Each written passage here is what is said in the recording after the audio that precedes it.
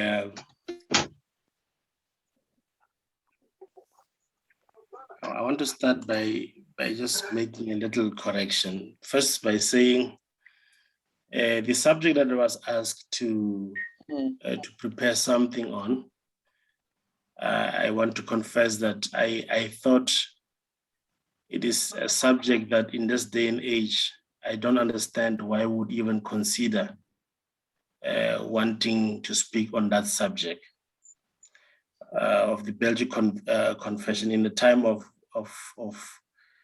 so many calls for really making sure that the church in the African continent and in South Africa in particular does respond to the many challenges that it is confronted with. So I want to sort of maybe disappoint you by saying I did not specifically follow that brief.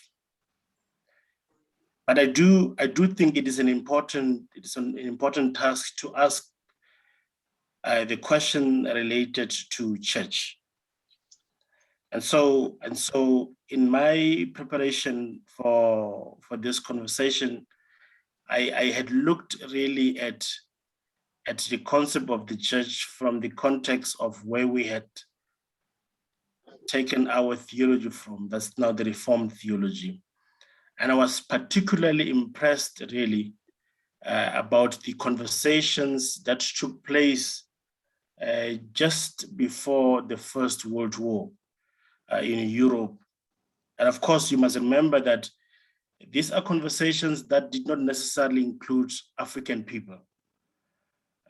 So that's another thing. And so it makes me quite uncomfortable really that we have to speak about stories that really did not think anything about us. But the interest really was sparked by a decision that I have made some time ago to begin to read the people that also influence the theology of Karl Barth, and to try to understand basically why it is that Karl Barth insists radically in the ways that he does, by giving basically all praise to God and not giving much to the human condition. So I would like to talk to you about two people, basically. I want to speak to you about Herman Ketter. Then I want to speak to you about Leonard Ragas, who were at least two people that influenced the theology of Karl Barth. Of course, Karl Barth would, the later stage, also have his own issues with regard to that. Now, first, I want to just give you a little biography with regards to Herman Ketter. And I've said that Ketter and Hello, Prof. Can I interrupt here just for a second? Just before you start with your presentation, I've just forgot to tell you that people would like to see you, those who don't know you. If possible, switch on your video. Number two, also to give us a little bit of your background, just who is Professor Chaka, where are you, and what are you doing? There are some students who want to know about the background. Simply, just that, Prof, in brief.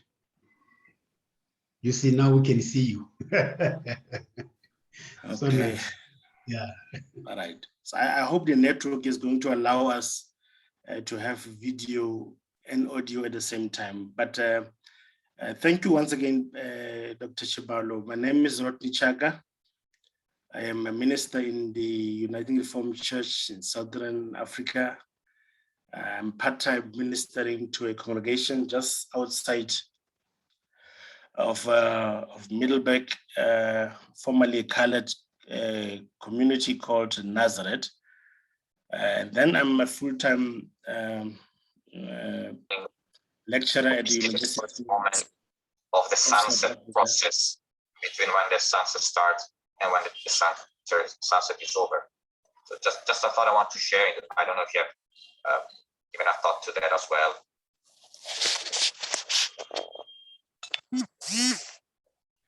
Is the moderator able to maybe control such interferences?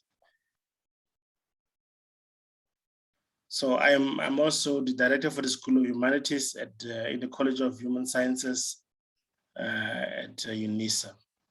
Right.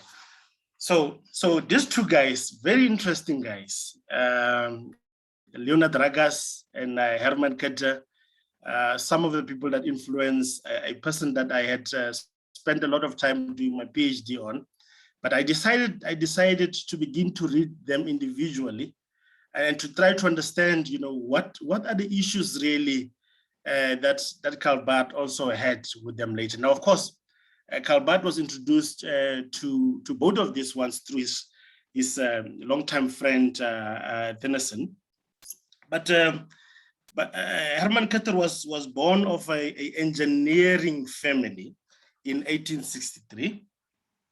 He had studied theology in Basel, Bern, and Berlin, and fervently espoused reformed teachings on the sovereignty, glory of God.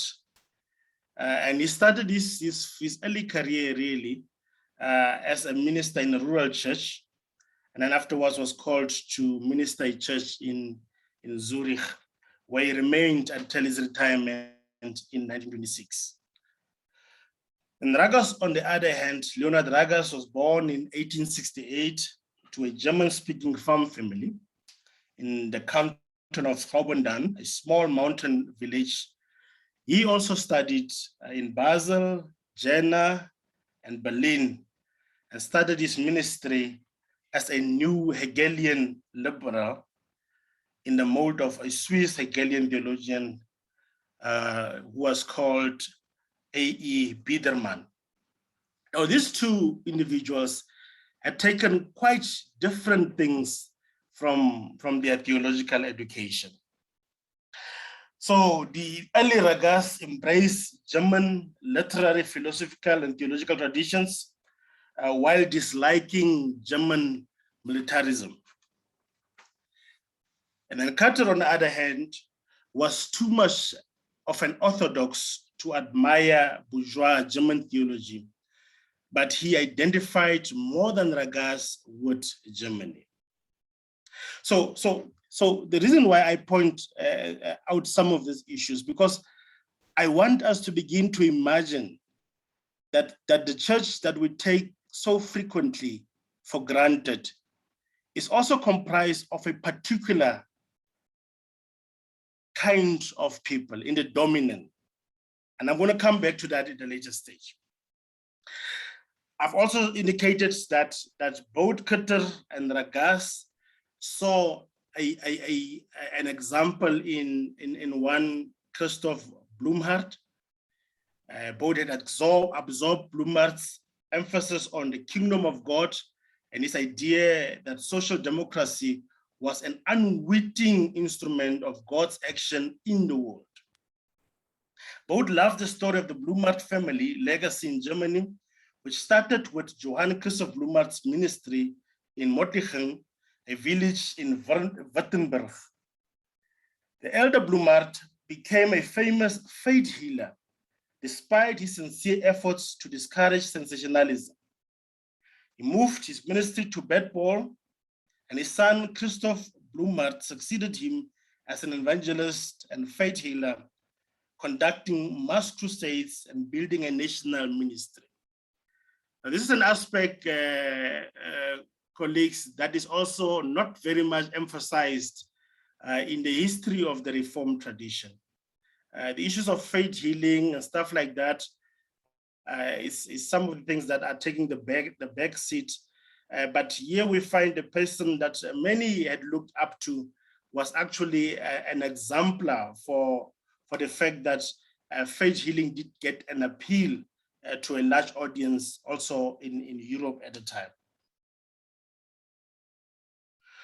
So both Blumhardt succeeded by contradicting, as I'm saying, the stereotype that was there about faith healing. Not only that, is that the younger Blumhardt also joined the SPD, the Social Democratic Party, and became a member of the Württemberg legislature for six years. In 1903, Ragas heralded a construction worker strike, declaring that if the church did not support the striking workers, it could mean that the salt of the earth had gone putrid. Jesus was on the side of the oppressed workers, and the labor movement was a sign of the kingdom of God, which humanized human beings to fulfill God's will. Now, the sermon in which he had made these remarks was both lauded and it was also condemned, because, of course, you would always have diverse groups within an audience. He spoke on labor issues as a preacher, and it was at one occasion where he had spoken, where he had given a sermon of the bricklayers' strike, where Leonard Ragas met Herman Kutter.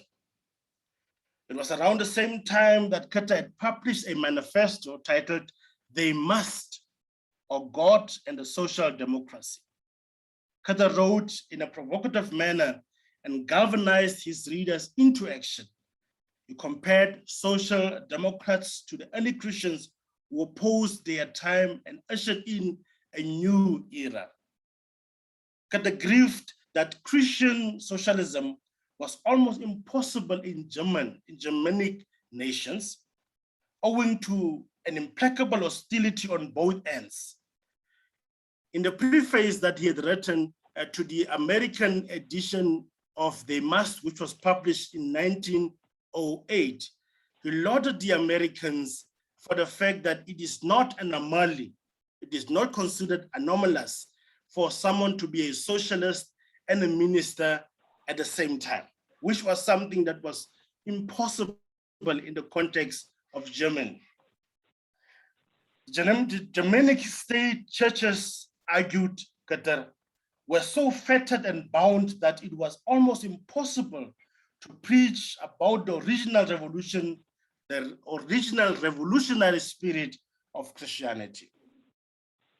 Harnack, who you would know was one of the teachers also of Barth, Adolf Stocker, Newman, based their positions on their different ways of warning that social democracy was destructive, overreaching, anti-Christian, and unpatriotic. But Kutter countered that social Christianity needed to affirm the Christian core of the socialist movement. Stocker and Newman loomed large in the books of Kutter, both as mirror images of the sad and fatal era of anti-Christian social democracy. And so Herman Kutter remembered that Stocker founded a Christian Social Labor Party in Berlin, but it had flopped and was soon absorbed by the Conservative Party. It is the view of Kutter that Stocker did better with the middle-class audiences, so he revamped his Christian Social Party into a bourgeois enterprise, emphasizing social issues, not economics, which made it suitable for absorption by the Evangelical Social Congress in 1890. It was at that Congress, says Kutter, that Newman gave the Congress a chance to become what it should or could have become. And this was because Newman was considered quite a brilliant person. But this was also because at one point, in the opinion of Kutter, Newman really cared for the people. But it was because of his friends being conceited, and as well as the prestige that Newman was eventually succumbed or rather seduced by the system, such that by 1907, Newman was a shield for Chancellor von Bölow's craven militarism, imperialism, anti-Catholicism, and anti-socialism. And it was so sad for Kutter that the Congress made everything worse and heightened the impression that evangelical meant anti-socialist. So why are some of these things important for me? I think some of these things are important for me because if you think of the origin of Reformed theology in South Africa. And if you think of the constant tension between politics and theology, to such an extent that politics are supposed to be discounted, discouraged, by all means necessary, you find that there are similar elements to that in where the kind of theological tradition comes from. And that is why I've also made reference to the fact that Kata becomes excited when he speaks to his audience in the US, because it is not a problem for socialists to become ministers and ministers to become socialists, which is a big no-no in the context where he writes from. So unlike every theological system, Kata is of the view that the Bible has no doctrine of God. The Bible exalts God's glory, longs for God's presence, and expresses every way of relating to God, but contains no proofs of God's existence or attributes. So when Kata compared social democracy with the churches, he feels embarrassed all the time.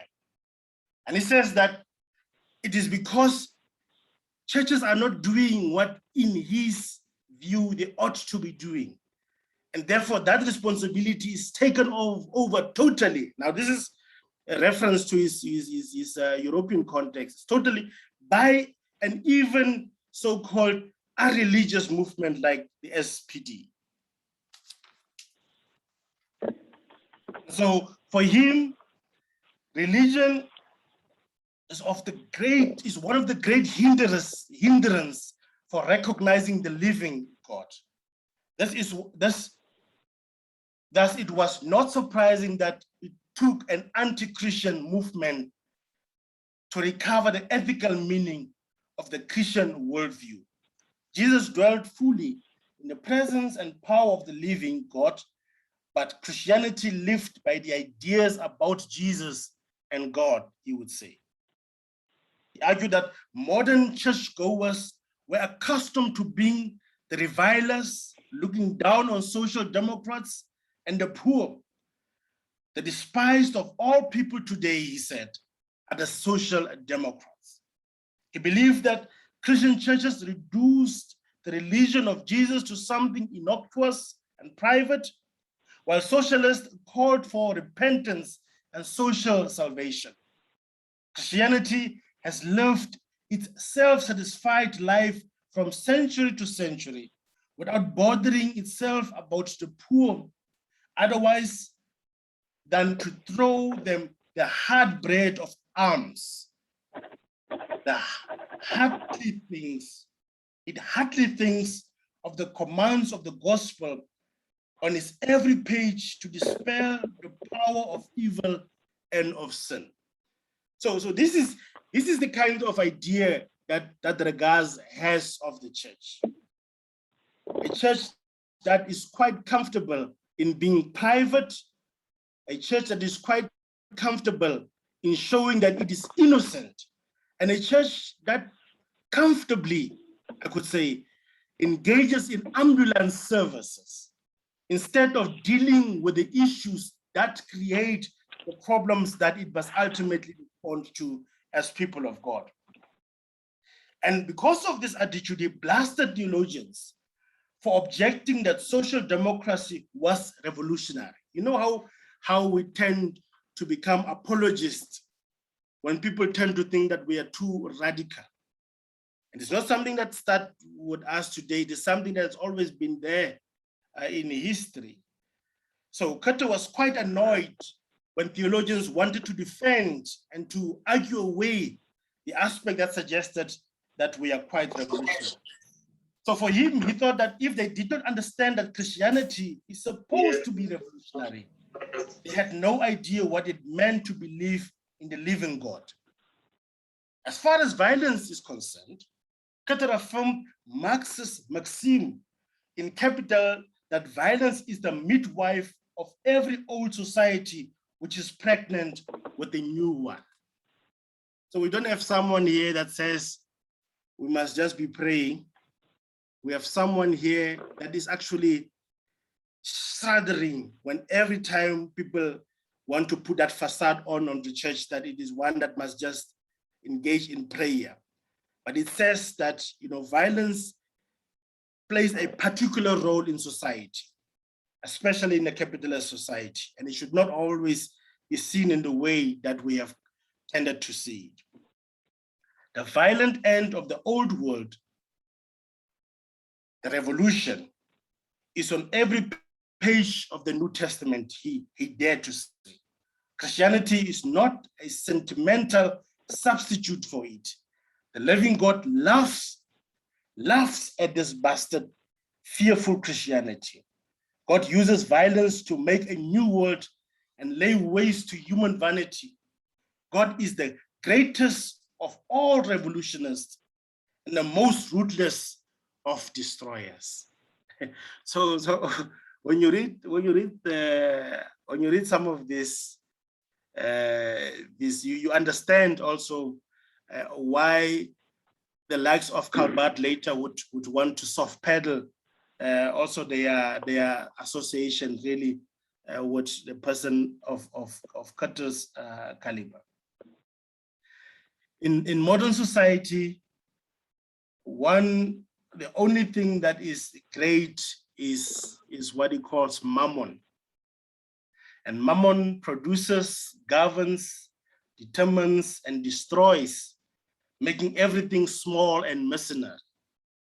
Only social democrats dare to oppose the idolatry of money. So God worked through the social democrats, building the kingdom of righteousness and community. So Catholic wanted Christians to learn from the socialists how to transform the churches. He said that the social democrats went overboard in assuring that they wanted a revolution without violence. Catholic was more radical, like God wishing that social democrats were less squeamish and idealistic. The rule of mammon would not be swept aside by a word or any form of moral idealism because it pervaded every institution in modern society. He admonished that the slightest sign of social democrat disturbance brought out hordes of police to preserve the rule of mammon. Social democrat and everyday unionists had to be much more tougher than churchgoers to withstand how capitalism defended its arrangements. Now, I'm quite sure you can think of a number of incidents that you could relate to the aforementioned statement, how the establishment tends to respond when it is challenged. And so it's one of the reasons why his argument is that the social democrats have to be much more tougher, because he's quite aware of the ways that the capitalist system functions. So these are all the things that sort of forces Cutter to say that he hopes that Christians can learn from these socialists, instead of just agreeing with Stoker, Newman, and others that these people are actually problems for the church.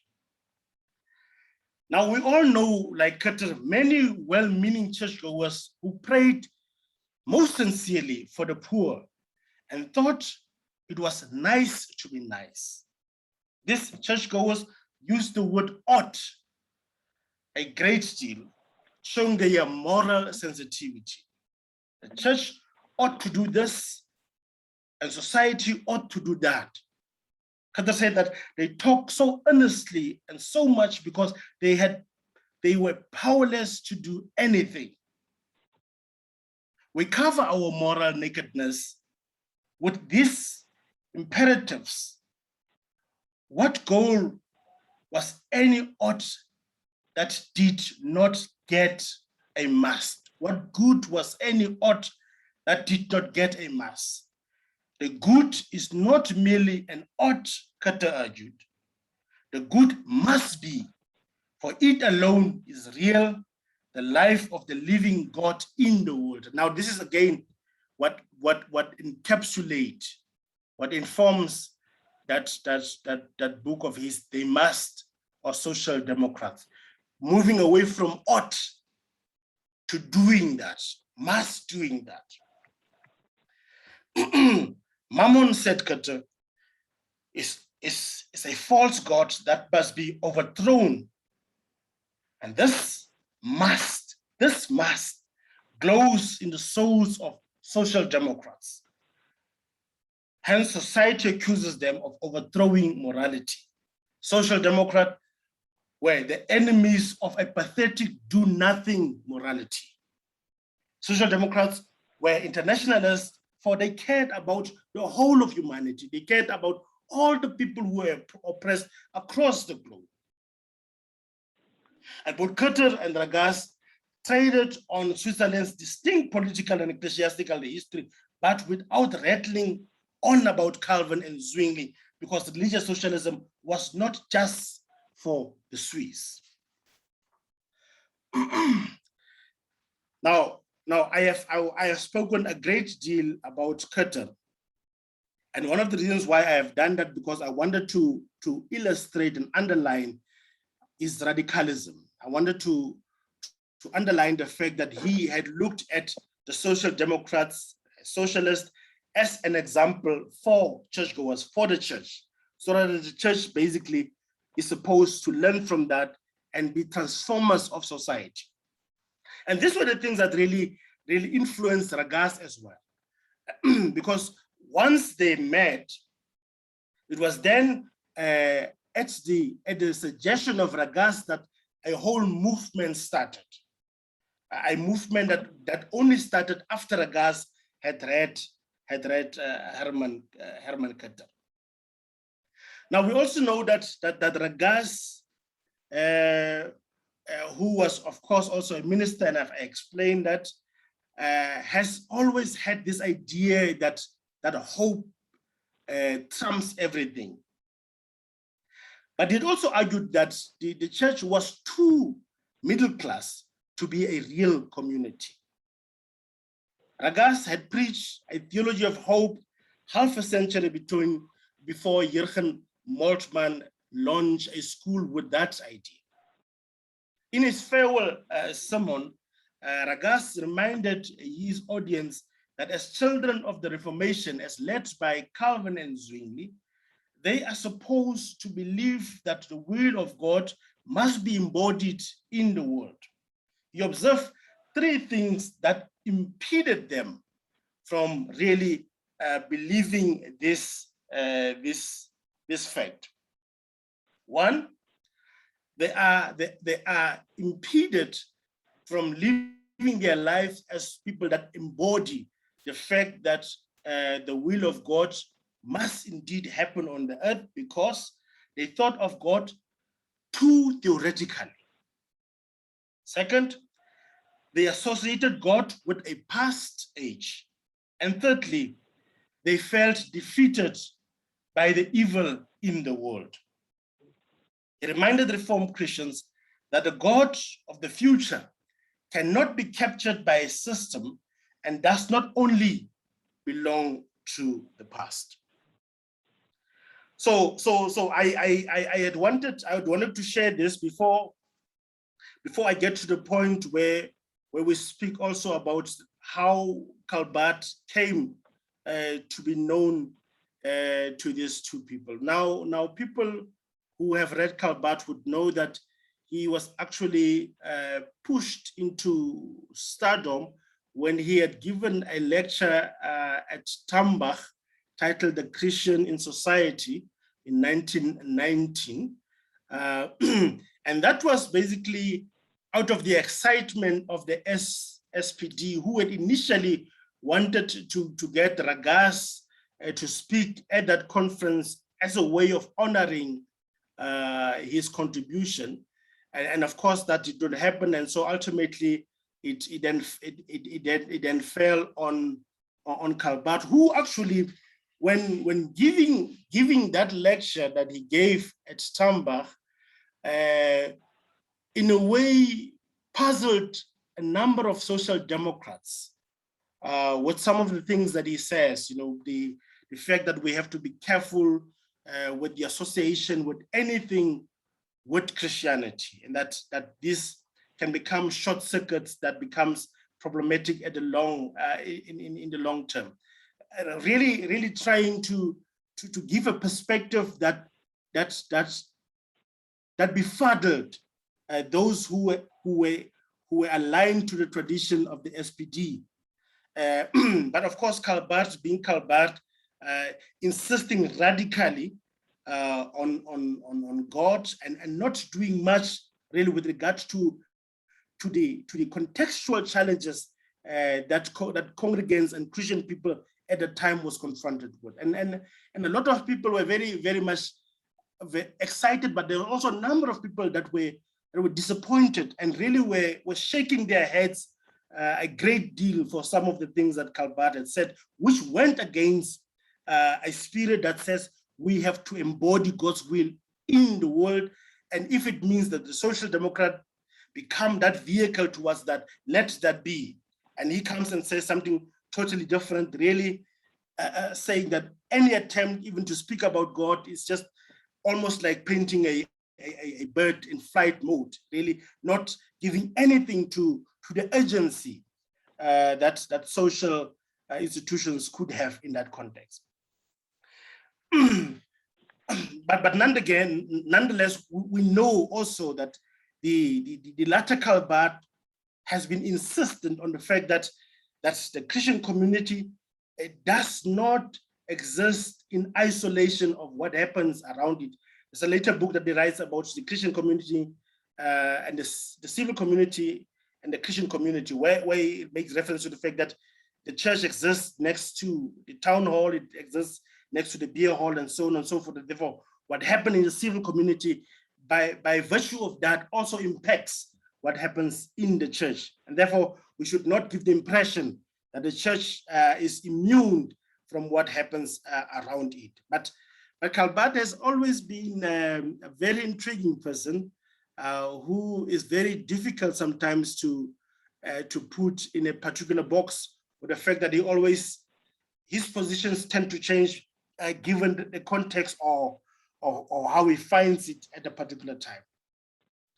Now, I want to come lastly to the question that I was asked to speak, that I did not really investigate, because I really thought that this is such a great opportunity for us to ask what the essence of the church is today in South Africa, given what is happening around us, given the fact that there's a continuous disbelief, if I may, or rather not having the faith that people used to have in the church.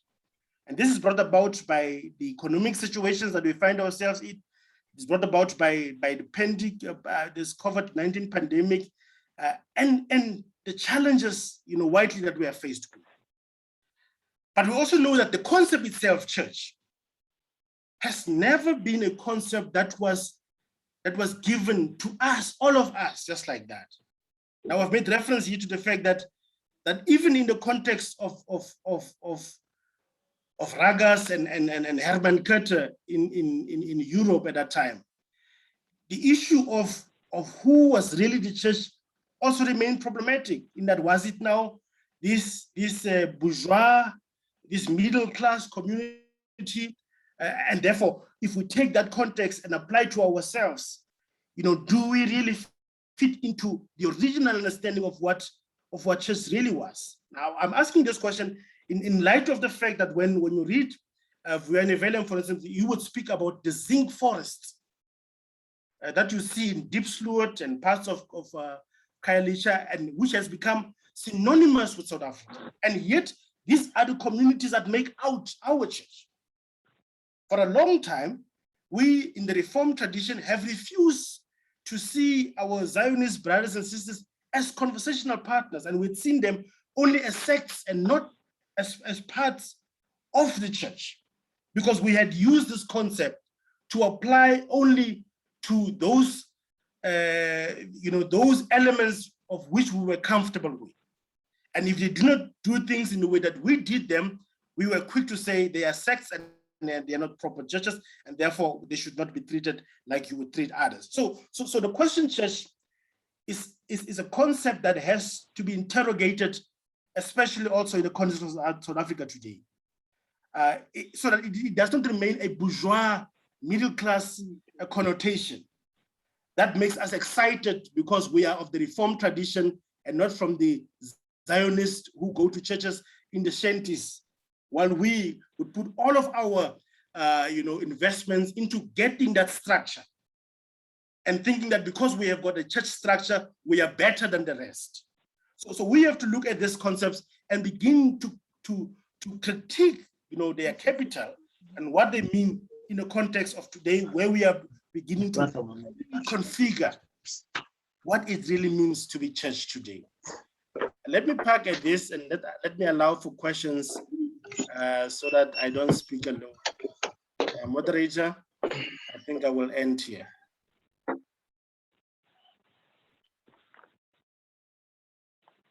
Thank you, Prof. Thank you very much for your presentation. You brought in something that we never thought of, and something that many of us don't even know. But to me, it shows that there are people who used their minds those years for 1890 and so on, who thought about the situation that were surrounding them as Christians. You talked here about things like politics and theology, and you also touched on social democracy and theology. I think it also touches on capitalism and theology. And you also talk about what they believe, like, so for instance, theology of hope. They preach what you call something like a theology of hope. And as you were talking, I was also thinking here about our situation as is indicated towards the conclusion. You remember our church also doesn't allow us, especially as ministers of the word, to be involved in politics. And I think it really prickles us to start thinking about our situation as well. As you were talking, I also started thinking about the position of the church, especially in South Africa. When we look at things that are happening in our country, like state capture, corruption, looting, and other things, looting and other things, I think there is a lot that we can talk about. Yeah, but let me give our brothers and sisters here an opportunity to ask questions or maybe to make recommendations. I see here the hand by Namaste. Yeah, Namaste, please talk. That's your. Thanks, Dr. Chibalo. I only have one question to Prof there. Prof, you said something quite disturbing in terms of the church. You said if we were to know what the church meant back then we would have a problem into understanding or in comparing the church with now and back then. So my question is to ask you personally, in this state, what do you think the church is, or what is the church? Since, well, there's a lot of explanation in terms of the church. Where is it? Why should it be? Why, and all of those kind of things. What is the church? I think that makes sense. Thank you.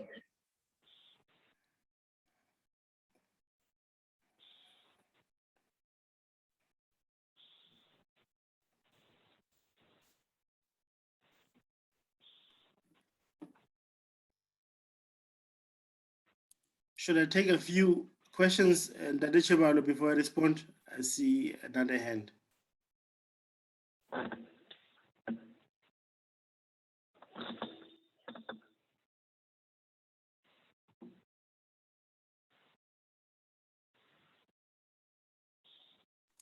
Okay, let me respond. Namaste. I think, yeah. Okay. So to the question, what is the church? I think my response would be the church, of course, is you and me. It's Christians who gather together as a group and who believe in the exemplary works of Christ. It is a community that does not want to parade it's being an innocent institution. It's a group of Christians who are of like mind, but who don't want to exist in the world as neutral people, who takes a side of the example of this faith, who is Jesus Christ, and who identifies with Jesus on the lines of the marginalized in society. That is the response. So I am quite opposed to a church that just wants to be accommodated by the hegemonies, that want to insist on it being a private entity and not getting its hands dirty. I am opposed to that. I think our biggest example of the fallacy of such an understanding is of course in Jesus Christ, who takes a position. I am opposed to a church that prays for hungry people and think they can send them away without giving them food. I am opposed to a church that is quite comfortable in providing arms without questioning the systems and the structures that bring about such a great divide between those who have and have opulently and those who have nothing. I think such a church was comfortable in putting its head into the proverbial sand is not the kind of church that the likes of Keter, Ragas, Calvin, and even Bart was opting for.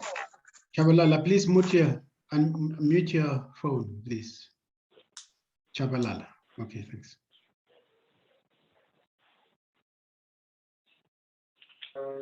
I was saying, Chabalala, mute your mic, please. Yeah. No, I hope the master has heard my response to that. But I think also that maybe the question was that sometimes when we take this concept without reappropriating them from our own context, we then don't see the other dynamics that are involved in these issues. Like for instance, when I said that the issue of church during the time just before the World War and the question of the church after the First World War, when you have a number of liberal theologians signing and endorsing the war, you know, that community could not be seen as the very communities that we have today. Are we together? I mean, the church in the context of the stories of the people that I referred to here was quite a middle class entity. It was not. It did not even envisage missionary communities like us. So these are the things that we have to begin to ask, you know, whether these concepts are still appropriate for our times today. Okay. Thanks a lot. I see, Namaste, do you want to make a follow-up? I want a follow-up. I want to ask a follow-up question. Okay, immediately after you, I shall ask Makalanyane, Mwaku, and Tewoho to ask their questions one after the other. Thank you. Okay, this is the last one. Prof, you're talking about the church being formed for or in the middle classes. I'm not quite sure with that one. But my question is that, do you think that in today's context of churches, whereby the church is based maybe in the economical part and not into what it should do, as you say, you're opposing the church that does what, you're opposing the church that does not do what. Do you think that the church from where it was developed or where it was formed has a huge influence into how the church is today? Prof. So I think it's a good question. Maybe it is best that you ask that again so that we can clarify that. I guess the best way to put it is that there is no unified church, even in our context of the URC, because a church is always comprised of the local Christians, and the local Christians is basically a microcosm of what is happening in the broader society. You would have in our congregation, in the URSA, you would have congregations that are diverse in terms of the economic muscle, political influence, and so on and so forth. So it is always, you can never think of a unified church as if we're all the same. You have the zinc forest communities, you have middle class people, you have the bourgeoisie, and so on and so forth. But the most important thing is whose theology dictate, whose theology become the church's theology. I don't know if I'm making sense. So if at all, we are these diverse peoples and diverse communities that get together and then constitute churches, whose theology is it that dictates how we're supposed to do things? Okay. Because in the context just before the First World War, that is the question that was raised. And that's why you have people saying, but this community that Ragas is speaking of could not have been all the whole European community, but it's a particular community which he had judged at that time to be too middle class to be a real community. And the theology of that time was, of course, the great German bourgeois theology of the time that determines, without really checking what comes from the bottom. Because that's the issue. The issue is, if I am a conversational partner in deciding how I organize myself as a local congregation, well, how do we frame the questions that are applicable to my local context as well? Thank you very much. Thank you very much. Can I give Makanya and Marco an opportunity to ask their questions? Thank you, Dr. Chibalo. Thank you, Prof. I'm impressed, Prof, by your disposition of politics and theology from the perspectives of a Reformed tradition. You put them very clear, but I'm trying to contextualize your disposition to the way URSA is so silent about political mishaps that are happening in our country. There's a lot in terms of corruption, in terms of the GBV. There's a lot in terms of what is happening around us, but the church is so silent. But my question is, Prof, as we are going to be ministers, how one draws a line between being a political affiliate and also being political conscious, whilst we are urged to become social democrats. Some of the political parties are social democrats. Are we not going to be taken as people, although we would like to be apolitical, to speak political consciousness to the people? Are we not going to be taken as people that are maybe citing for a political affiliate of a particular political party? Thank you.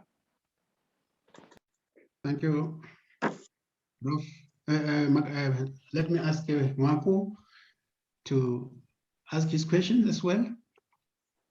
Thank you very much, Baruti, for the opportunity. Thanks very much, Prof. Chaga. I was reading something, I think 1 Corinthians 11, verse 1, where Paul says, imitate me like I imitate Christ.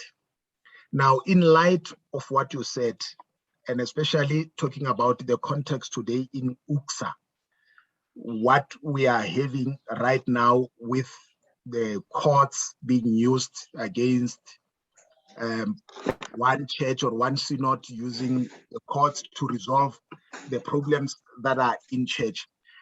And you spoke about the church the real meaning of the church, what the church meant back then. And with the current context that we are exposed to,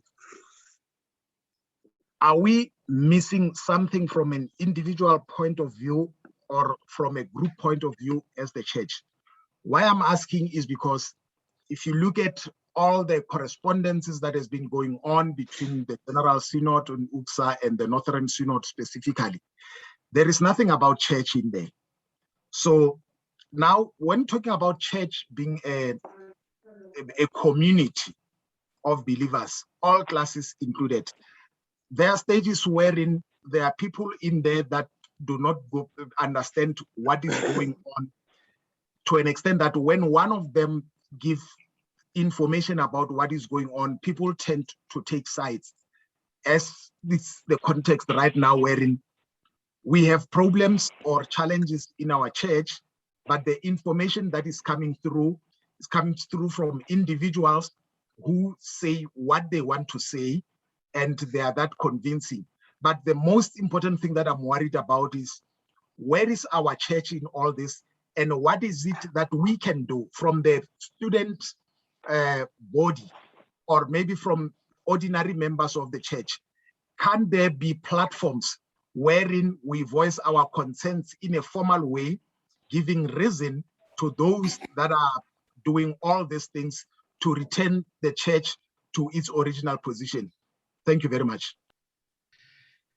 Okay, Makalanyane, please, you can put your hand down. I think you have already spoken. Prof, here are the two questions. Yeah. You forgot me, Chair. Oh, sorry. Please come. Please ask your question. I think my first question was addressed by my brother who came before Mr. Mwaku. The second one was to say, now where do we draw the line in terms of church and politics? Because I'm asking this in a context whereby many churches are fighting today, and one, if has to zoom in, you will then realize more about politics instead of the church. Now, where are the limitations? And second, issues that are listed by a program. Is the role of the South African Council of Churches? Is it effective enough in our churches to also address some of the social justice that are taking?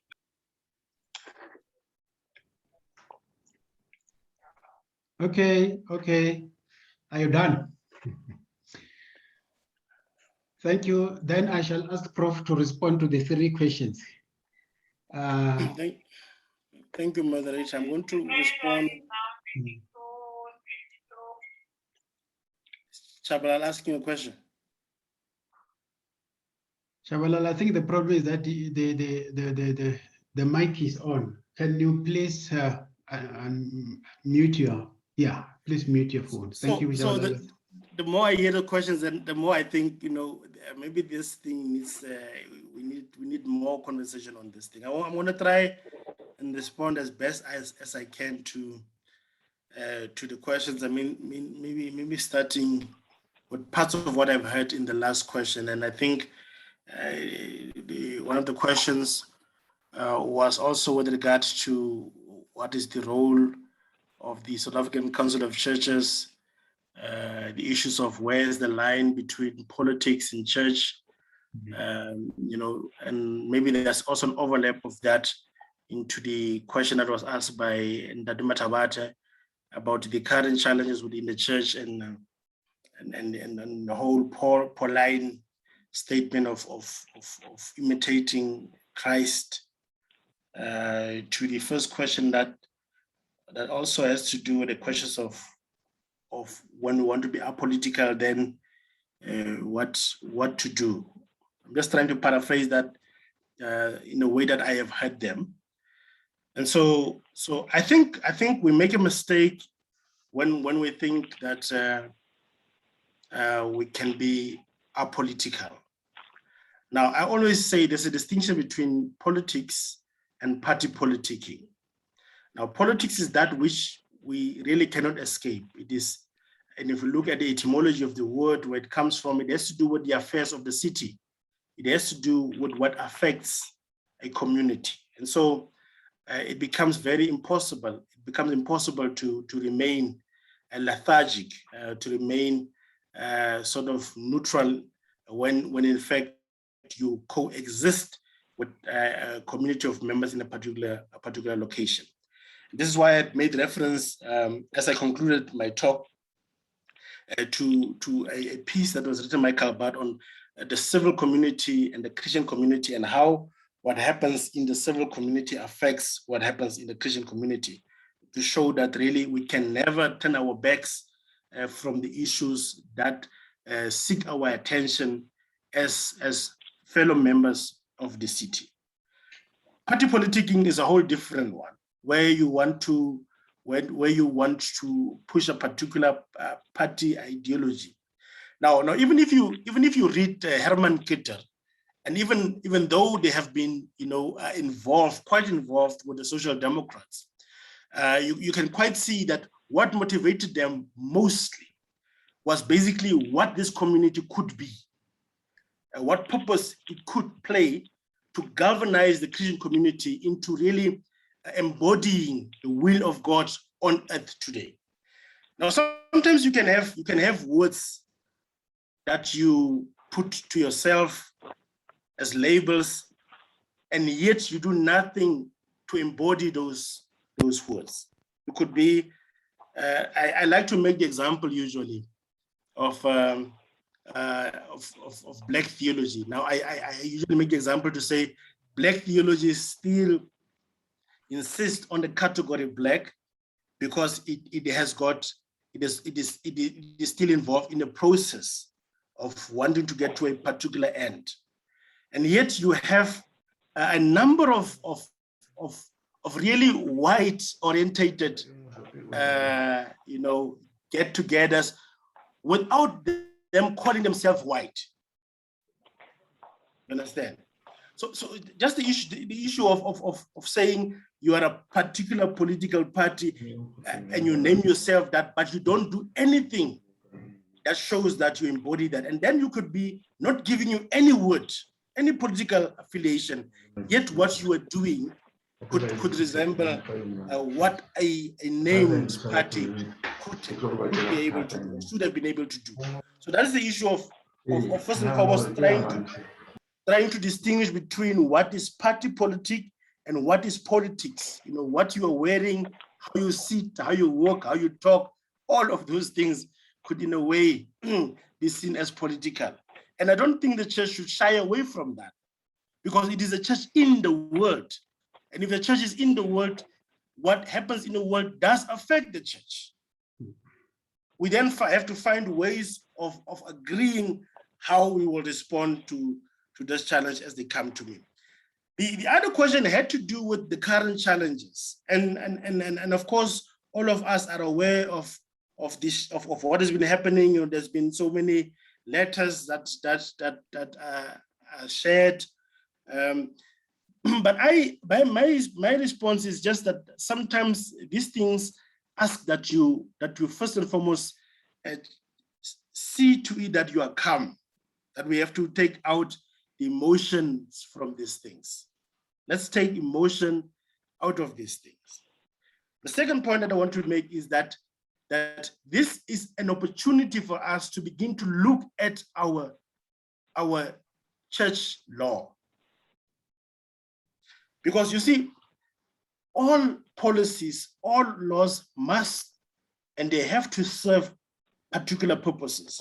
And there come times that we are shortchanged, because things happen that when we crafted our laws and our rules, we might not have thought of them. And so when we are confronted with a crisis opportunity, for us to be able to get over that, we have to first make sure that emotion is put on the side. Secondly, that we find ways of correcting our policies in such ways that they will be able to serve us as they should be serving us as a church. And I would have thought that, instead of having other conversations, maybe this session that we had should have been one where we looked at our church order, church laws, and see whether our church polity that we have here at NTS is able to serve us in the way that when we are presented with challenges like this, we're able to refer to a unified source that asks us to act in a particular way when confronted by particular challenges.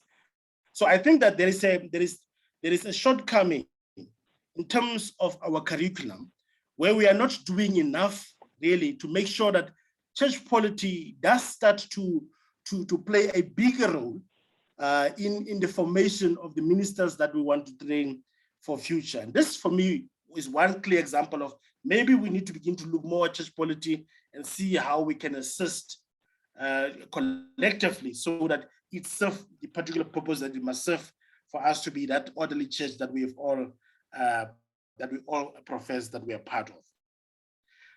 So I don't know if I have responded to all of your questions, colleagues, but I thought these were some of the issues that, in my view, maybe sort of touched on some of the issues that you are concerned with. Okay, I think Marco want to make a follow-up, who I think we still have time with. I think we're left with 10 minutes. Brother Marco, the time is yours. Please talk to us.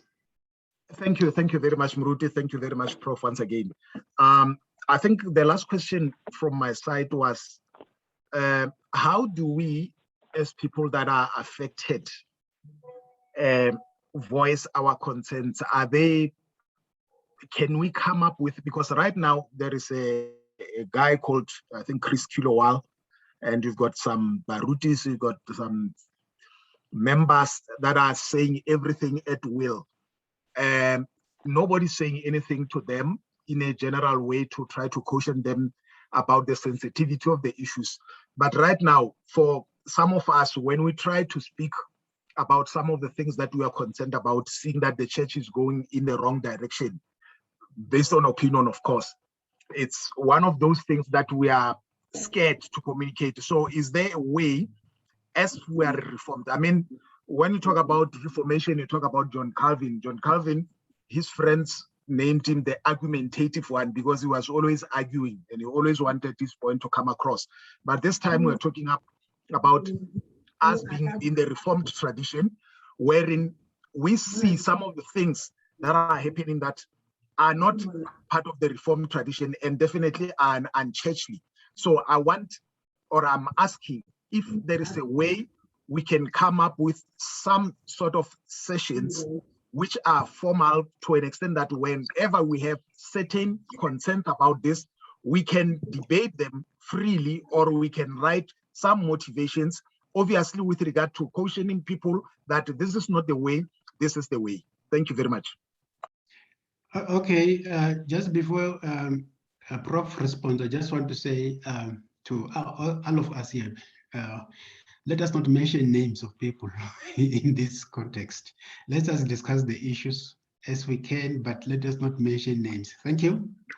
Prof, you can respond.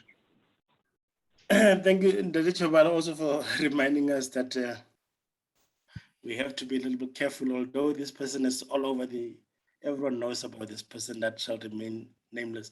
You know, in one of the opportunities that I had when some members in the Cape Synod were debating some of the issues that are happening in the Northern Synod, I had indicated that this brother, if at all he is trying to point out the flaws which we have within our policies, then in doing it in the way that he had opted to do, he goes about that in a very flawed way. Because we are quite clear with regards to what we have in the church order as to how do we report and how do we respond to grievances that we must have. Because, colleagues, I think we have to be careful that, without this church order, flawed as it might be flawed, we have no semblance of something that calls us to do things in a particular way. And I think the reason why the church order allows for us to appeal decisions is precisely because it also acknowledges the very limitations that it have for fairness. And that's why we have to use that avenue that is provided to us to raise our dissatisfaction and our unease with regard to certain directions that things have taken. I have also, to colleagues that have raised some of these issues with me, I was quite clear in saying, first and foremost, I think it's important, like I've said previously, let's just pause a bit and take the emotions out of this, because I've realized, colleagues, that emotions at best messes us up. There is nothing that you are able to achieve if you want to respond to it only on emotion. And that's why, in as much as this is a very emotive issue, precisely because it is an emotive issue, it begs of us to have self-introspection so that we're able to deal with that aspect, be aware of it, and you can only put it to the side if you are aware of it. But other than that, we have the avenues that are no less perfect, but these are the avenues within which we are allowed to raise differences, to appeal decisions, and to ask that we be given, a fair audience. And if now we want to chuck that out because people feel that they have been hurt, I really see nothing that we will be left over with. Thank you very much. I see Professor Klippis said, Prof, that's your time. Can you ask or respond on to guide us in this? Thank you, Chair. Thank you very much, Prof. Chaka, for your presentation. Very interesting and challenging. I wonder, I agree with you completely that we should have calm wisdom at this time. And that you said we should correct our policies so that they will serve the church. I have this problem that the stipulations that are in force in the regional synods, but also now this common set of stipulations that comes from the General Synod, do not flow from Belhar. They are basically what used to be used in the NG Sendingkerk and the NG Kerk in Africa. So at the 1994, there was this dream of a new church. And so the 12 articles of the church order are minimalist, short and sweet and clear, flowing from Belhar. But then now, so how do those 12 articles get hands and feet in terms of practical? How do you call a minister? How do you baptize? What happened in spelling out those stipulations, the old church just came flooding back. So what we need to do is actually radically rewrite all the stipulations from the position of Belhar. And not only Belhar, also African wisdom, African traditions, and learning from AICs and whatever Catholic other churches that simply have better policies than us for now. But so it does raise the question that in the beginning you said it's not useful to talk about, for example, the Belgic Confession or the Heidelberg Catechism. Is there still, though, some stuff in there that we need to retain in order to be reformed? Or can we write a new set of stipulations from Kutter? Maybe can we ask Brother Maflatsi just to mute his phone? I think we've got some interference from other voices here. Yes. Can we write a new set of stipulations from our 12-article church order, informed by Kutter, Ragaz, Belhar, and leave out all of the other, let's say, reformed. For example, in the Belgic Confession says all ministers are equal. Christ is the only bishop. We don't have bishops. Christ is our only bishop. we're all equal. So there's no moderator higher than a minister or an elder for that matter, or a deacon for that matter. That sort of egalitarian ethos of Calvin and company, is that still useful, or must we, in a sense, jettison all of that in trying to correct and have a useful African Your call has reform been placed on Christianity? hold. Please Sorry, wait. my question is too long, but we need a long debate on this. Yes. I don't think it's too long, Klopis. I actually think it's a very important question, but I think, and I think it usually does elicit this reaction. And the assumption from what I've said earlier is that we are saying these things should be packed. I'm simply saying we already have been fed this diet. It is part of us. But what we have not been fed enough are narratives that were deliberately kept away from us, such that the Christian faith, as transplanted to South Africa, looks exactly to how it looked like a few years ago in Europe. The only difference now is that if you go to John Calvin's Geneva today, the kind of reformed theology, reformed spirituality that we are taught of, that we are still fed today, is non-existent there. In fact, people will look at you as a crazy person to think that you can still find a semblance of that kind of reformed spirituality. Now, I'm saying that it's already part of us, part of our diet.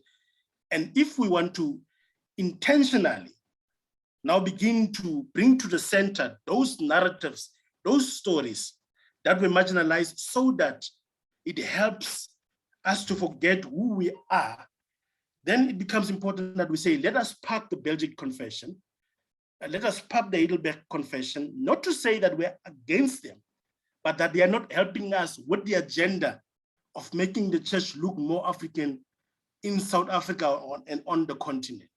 So that's what I never, when I say that, suggest that it would be very disingenuous of me, because I am part of that system.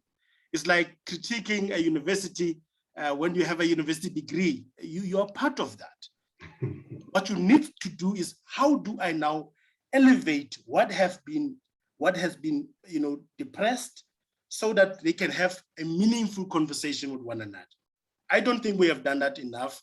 And I think it is important that these kinds of disruptions force us to go back and to really begin to intentionally do what I think needs to happen. Now, one of the reasons why I have actually landed on Herman and Kette on Raga's Klopis for interest's sake was when I read, in the Kadia 4:1, there is some reference that Calvert made to the fact that an Africanized Christianity does not exist. And of course, the examples that he makes afterwards are not even examples of continents, but rather regions, like of the Swiss, stuff like that. And I find it very problematic that such a statement could have been allowed to exist without no one pushing back against that. And the result that I conclude is that it is because the ones that actually even introduced us to this Calvert has been the ones that were quite comfortable that this version of Calvert is the proper diet for us to be fed on. So I'm saying we are coming to a point now where we need to overread, if it is even necessary, things that we have been reading because they were part of the prescribed material when we were at university. Because there's no way that we would have had other views of what was happening in the backgrounds with the likes of Herman Kette, Ragas, and even Calvert later really going to Tambach, totally really changing the perspective that many people were so excited that he was going to come and just join this thing. And speaking of the dangerous shortcuts, I know you also wrote an article about that. So my point is, when we are saying we want to intentionally put to the center the issues that were kept on the margins, it means reading more of these very things, even if it means parking the Belgic Confession for now, because it is not going to assist us to get to where we need to be. The second point, the first point that we've made with regards to the to the church order. Yes, I agree totally with you that maybe this is an opportunity for us to get together and say, how does this incident help us to relook at our church order? So that it has that signature that says, indeed, it emanates from situations that we can relate to. And once something comes from a context that you can relate to, you're better able to understand really what it was meant to do. So I really hope that we can begin to see it in this way, and maybe even in these spaces, reserve more time for us to begin to look at the shortcomings that we have in our church polity, and see how we can really make some amends that can help this thing help us better and lead the church that we're all part of. Okay, thank you very much. We have already consumed our time, but I just want to say, if Brother Matabat is still there, can you please thank Professor Chaka for the presentation and the discussions that we have? Brother Matabat, can you thank him before we close? I've realized that we are now moving towards the coffee break. So if he is not longer around, I'll ask Professor Kritzinger to thank Prof. Chaka's presentation. Thank you. I'm still around. Oh, okay, thank you. Coming. I'm still around. Thank you very much, Mruti Chibalo. Thank you very much, Mruti Chaka. If we have great minds like you, I think we can do well in our church and in our synods. The points that have been raised here, I hope as students we can bring them together and discuss. Maybe we can start making, and especially Prof. Klepis also mentioned some important inputs that also I'm going to ask that he help us with so that we can put them together, make submissions and consolidate them, and see if they could be discussed in congregations and presbyteries that would lead to our church order being reformed and being relevant. So overall, I think it was important for you to come here because we learned a whole lot of things. I like the fact that you changed the topic because you saw that it was not relevant and came up with something that is more relevant. I think we need more like this. And this is the platform for us students, because we're still studying, to take up these ideas and consolidate them. And maybe one of the students can take some of these discussions and make an essay or a thesis about, and I think that will be very much important. Other than that, we thank you for the wisdom. First, God sent you to come and guide us, and we are guided. And please make yourself available next time when we request you to come, because we have really learned a lot. Thank you very much, and God bless. Okay, I really want to thank everyone who participated in this session and in these discussions. Thanks for being honest. Thanks for being there. Thanks for your questions. Thanks for Professor Chaka for all that you shared with us. We really want to be thankful. We are now going for a short break, coffee break. I think it's about 8 or 6 minutes or so. I think we can hang around until we resume our fourth session at 13:45. May God bless you all. Thank you very much.